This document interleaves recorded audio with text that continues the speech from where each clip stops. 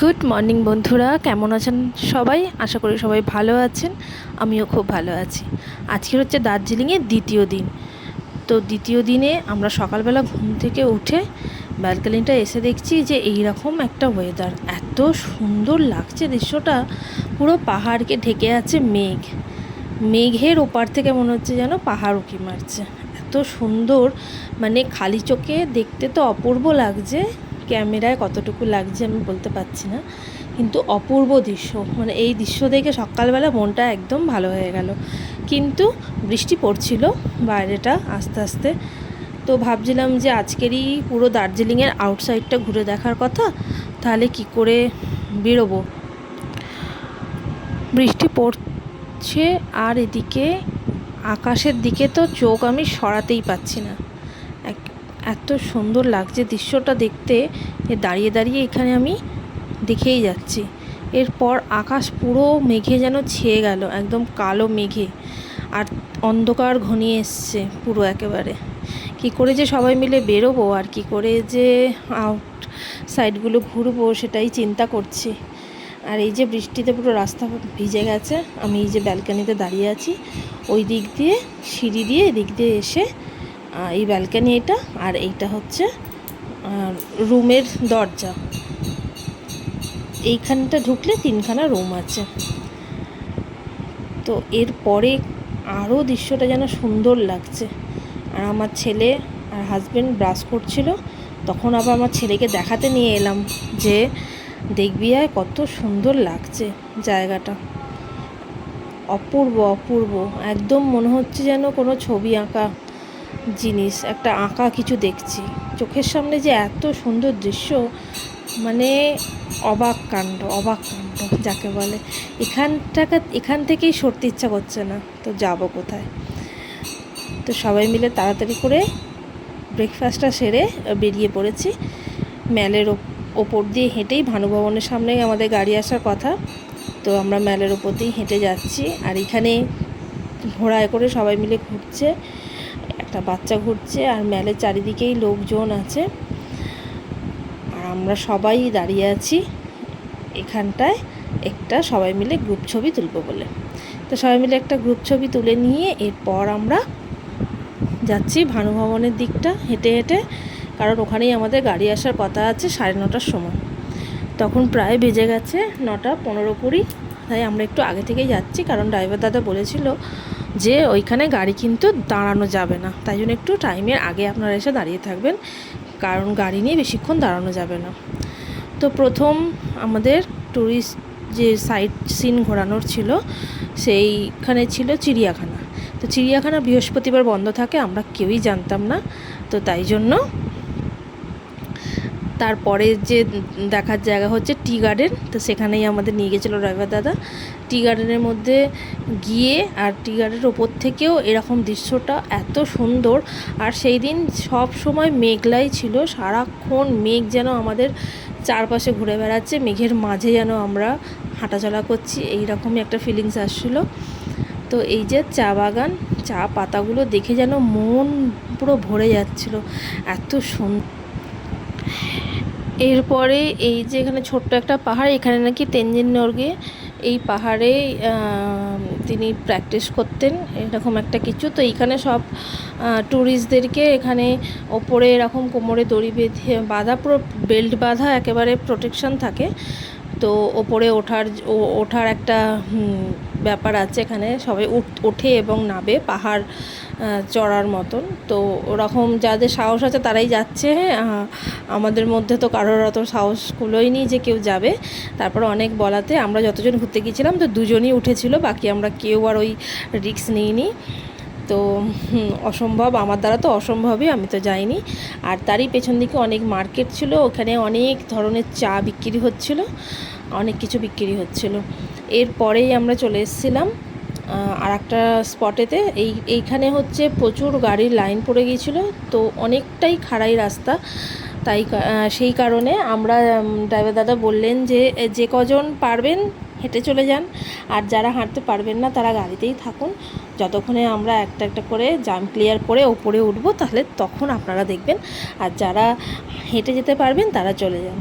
তো এই কারণেই আমরা এই 4 জন হেঁটে যারা যেতে পারবো তাই আমরা হাঁটা আরম্ভ করেছিলাম। কিন্তু বিশ্বাস করুন প্রচণ্ডই কষ্ট হচ্ছিল পাহাড়ের এই খাড়া রাস্তা বেয়ে বেয়ে হেঁটে হেঁটে উঠতে, আর মজাও লাগছিল। আর কারণ প্রকৃতির দৃশ্য দেখে দেখেই তো মন ভরে যাচ্ছিল, কষ্ট তো বোঝাই যাচ্ছিল না যে কষ্ট হচ্ছে উঠতে। তো এইভাবে গিয়ে আমরা চলে এলাম এই মন্দিরটাতে, বুদ্ধ মন্দির একটা এটা। এই মন্দিরে প্রচুর সিঁড়ি বেয়ে ওপরে উঠতে হবে। ওপরে উঠে আরও সিঁড়ি আছে একদম ওপরে ওঠার জন্য। তো অনেকটাই উঁচু জায়গা এইটা। এই যে প্রচুর সিঁড়ি, আমরা এখন সিঁড়ি বেয়ে ওপরে আস্তে আস্তে উঠছি, কিছুটা উঠছি আর কিছুটা হাঁপাচ্ছি। এইখানেই বোঝা যাচ্ছে যে শরীরের ভেতরকার পরিস্থিতি কতটা কার ফিট। এতটা চড়াই উতরাইতে উঠতে উঠতেই পুরো অবস্থা খারাপ হয়ে যাচ্ছে। তো আমি বলছি যে আসো, ওপরটা আরও সুন্দর। আর সত্যি ওপরটা গিয়ে দেখলাম আরও সুন্দর জায়গা, অনেকগুলো সিঁড়ি বেয়ে অবশেষে আমরা পৌঁছালাম মাঝ বরাবর। এরপরেও ওই যে ওপরটা ওঠার জন্য আরও সিঁড়ি রয়েছে। আর এখানটায় পরে হাঁপিয়ে গিয়ে একটুখানি দাঁড়িয়ে পড়েছিলাম। এরপরেও এখনও অনেকটা সিঁড়ি আছে, তারপরেই উঠবো একদম ওপরে। ওই যে গোল্ডেন কালারের দেখা যাচ্ছে বুদ্ধ মূর্তি, সেইখানে অবধি উঠতে হবে। এবার দেখাই যে আমরা কতটা ওপরে উঠে এলাম, মানে কতটা উঁচুতে। এই দেখুন কত নিচে ছিলাম আমরা, অনেকটা উঁচুতে। দেখলেই যেন এখন ভয় লাগছে যে এতটা আমরা উঠে এলাম। আর এখানেও আসতে গেলে আরও নিচে ছিল, ওইখান থেকে উঠেছিলাম, তখন আমি ক্যামেরা করিনি। আর ওপর থেকে এত সুন্দর দৃশ্যটা লাগছে, চারিদিকটা খুবই সুন্দর। এরপর এখনও আমরা অনেকটা ওপরে উঠতে হবে। তো চলুন আস্তে আস্তে এবার আরও ওপরের দিকে উঠি। ওপরটা উঠলে খুবই সুন্দর আছে, অনেকগুলো বৌদ্ধ মূর্তি আছে, তো সেইগুলো দেখব। তো চলুন এবার আস্তে আস্তে আরও ওপরে উঠি।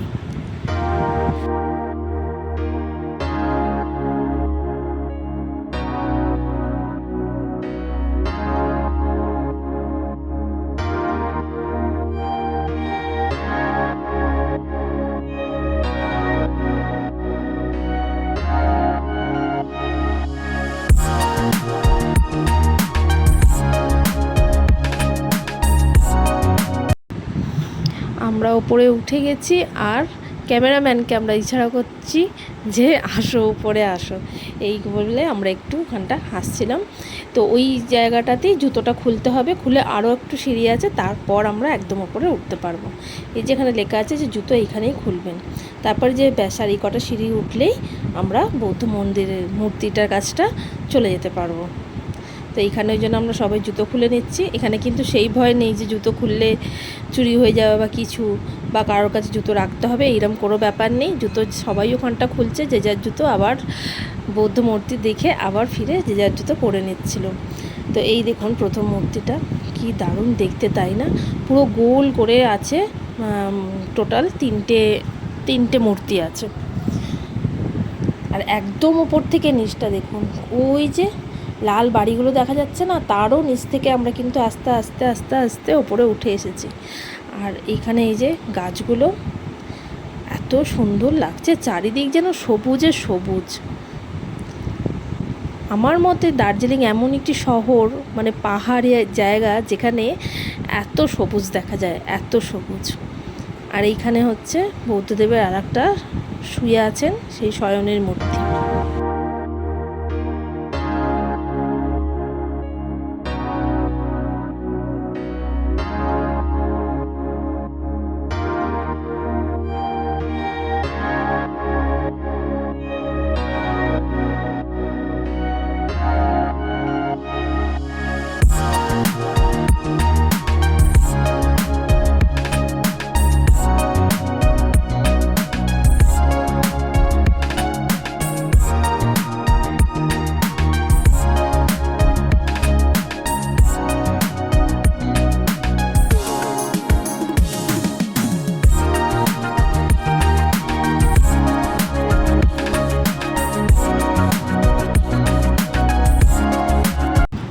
এতটুকু ঘোরার পর আমাদের প্রচণ্ড সবার খিদে পেয়ে গিয়েছিল, কারণ দুপুর 2:30 বেজে গিয়েছিল। তাই আমরা ড্রাইভার দাদাকে বলে সেই সামনাসামনি কোনো একটা রেস্টুরেন্টে আমাদের ড্রাইভার দাদা এখানে নিয়ে আসেন। তো সেখানেই আমরা সিম্পল এই লাঞ্চ খেয়ে আবার পরবর্তী জায়গায় গিয়েছিলাম। ডিমের কারি ছিল, ডাল ছিল, আলু ভাজা ছিল, আর একটা মিক্স সবজি ছিল, আর আচার ছিল, পাঁপড় ভাজা ছিল। এত সুস্বাদু লেগেছিল খাবারগুলো, এত টেস্টি ছিল। আর ওখানে তো একটা বিশেষত্ব আছে যে একদম ধোঁয়া ওঠা গরম গরম খাবার পাওয়া যায়, শীতের জায়গা বলে কথা। আর খিদে পেটে এই ধোঁয়া ওঠা খাওয়ার মানে কার না ভালো লাগে বলুন তো। এত তৃপ্তিভাবে আমরা খেয়েছিলাম যে বাড়ির বাইরে আছি তো মনেই হয়নি। খুব সুন্দর রেস্টুরেন্ট, খুব ভালো খেয়েছিলাম। তো সবাই মিলে খাওয়া দাওয়া করে এরপর বেরিয়ে এসেছি আমরা পরবর্তী জায়গাটা দেখার জন্য। তো এটাও একটা হচ্ছে মনেস্ট্রি, তো এটাও একটা বৌদ্ধ মন্দির। এই জায়গাটাও অসম্ভব সুন্দর, অসম্ভব। এতেও উঠতে হয়েছে ওপরে। এখানে সবই বৌদ্ধ মন্দিরগুলো অনেকই উঁচু উঁচু এতে উঁচু উঁচু জায়গায়। এখানেও এই যে প্রচুর সিঁড়ি বেয়ে আমরা উঠছি আর চারিদিকের দৃশ্য দেখছি। আর এই বাড়িটা দেখুন, যেন পাহাড়ের মাঝখানে একটাই বাড়ি, ও একাই দাঁড়িয়ে রয়েছে পাহাড়ের বুক চিরে, তাই না? এত সুন্দর লাগছে। আর যেটা বলছিলাম, চারিদিকে সবুজে সবুজ। আর এই যে অবশেষে উঠলাম এই বৌদ্ধ মন্দিরটাতে। এত সুন্দর দেখতে মন্দিরটা, দেখে চোখ মন সব জুড়িয়ে যাওয়ার মতন। আর অনেকটা জায়গা জুড়ে রয়েছে, সামনেটা অনেকটা ফাঁকা জায়গা। আর তেমনি সুন্দর হাওয়া বইছে। যেহেতু ওখানে শীতকাল, তাই ঠান্ডাই লাগছে হাওয়াটা, কিন্তু খুবই ভালো লাগছিল। কারণ তখন তো রোদও উঠে গিয়েছিল, আর এই ঠান্ডা হাওয়া। আর বৌদ্ধ মন্দিরটা যত সুন্দর লাগছে, তেমনি মন্দিরের চারপাশের দৃশ্য অসম্ভব সুন্দর। কারণ মন্দিরটা অনেকটাই উঁচুতে, আর উঁচু থেকে চারপাশটা দেখতে খুবই ভালো লাগছে। আর এই যে দেখুন জায়গাটা, অনেকটা জায়গা ফাঁকা আছে এখানে, তাই জন্য এখানটা সুন্দর হাওয়া ছাড়ছে। আর এই বাইরেও একটা বৌদ্ধ মূর্তি করা রয়েছে, আর এখানটা একটুখানি গাছপালা দিয়ে সাজানো রয়েছে। খুব সুন্দর জায়গাটা। আর এটা হচ্ছে মন্দির, এর ভেতরেই আছে বৌদ্ধ ঠাকুর।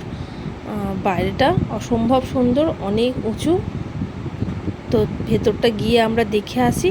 ভেতরটা গিয়েছিলাম যখন, ওখানে কিন্তু ক্যামেরা করা নিষিদ্ধ ছিল। তো তাই জন্য ভেতরে কোনো রকমের ক্যামেরা করতে পারিনি, ছবিও তুলতে পারিনি, ভিডিও করতে পারিনি, শুধু দেখেছিলাম। আর ভেতরটা গিয়ে মন এত শান্ত, মানে এত সুন্দর, মনটা শান্ত হয়ে গিয়েছিল। এত সুন্দর জায়গা ভেতরটা, অটোমেটিকলি আপনার সব চিন্তা, সব দুঃখ যন্ত্রণা দূর হয়ে গিয়ে যেন চুপ করে দাঁড়িয়ে থেকে শুধু ঠাকুরের দিকে চেয়ে থাকতে ইচ্ছা করবে, এত সুন্দর। তবে চলুন আজকের ব্লগটা এখানেই শেষ করি, কারণ আজকের তো এতটুকুই ঘোরা ছিল।